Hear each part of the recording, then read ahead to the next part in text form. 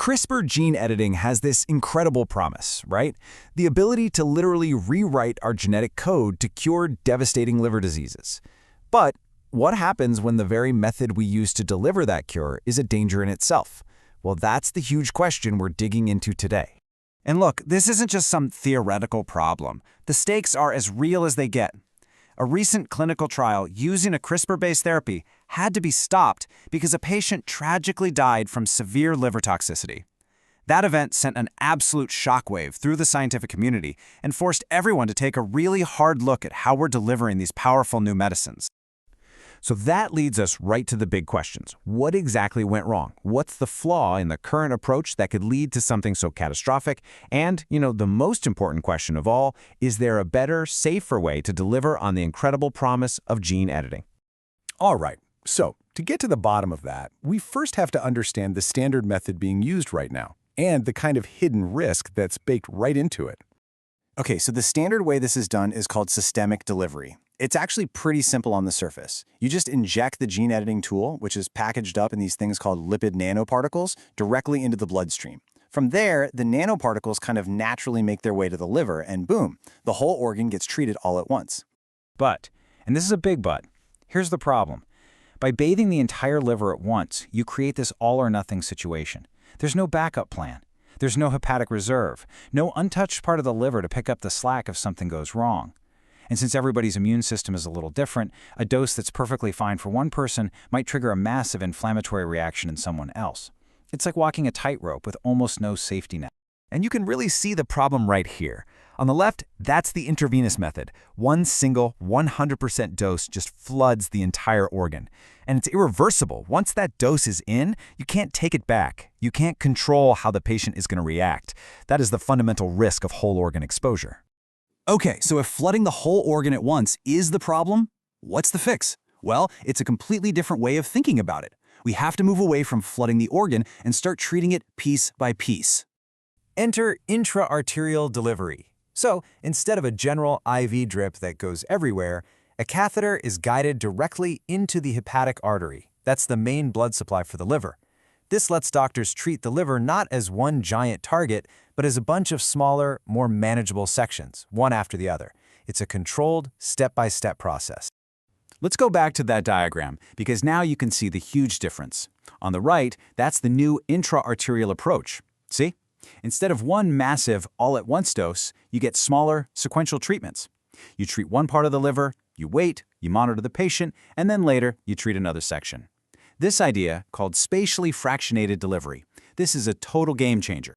Let's just break it down side by side. Instead of whole organ exposure, you get sequential treatment. Instead of one irreversible dose, you get an adjustable plan. And this is the most important part.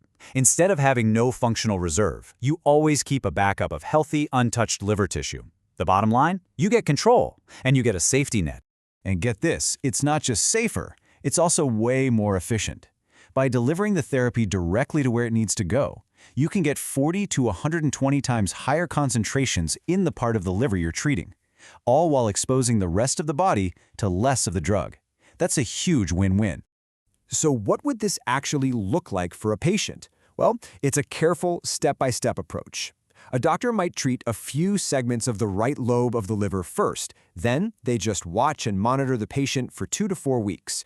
If everything looks good, they can go ahead and treat the left lobe. But if any problems come up, they can stop or change the plan at any time. The patient is protected, and so is the rest of their liver. Now, this kind of precision, it's not just a cool idea on paper. It's actually possible because of some really smart medical tech that's already out there. There are two key pieces of technology that really make this whole thing work. First up is MRI guidance, which lets doctors see exactly where the catheter is in real time, making sure the medicine goes only where it's supposed to, and it's all radiation-free. Second, there's a technique called osmotic enhancement, which basically acts like a booster to make the whole treatment work even better. Okay, so this osmotic enhancement thing, it's actually pretty clever.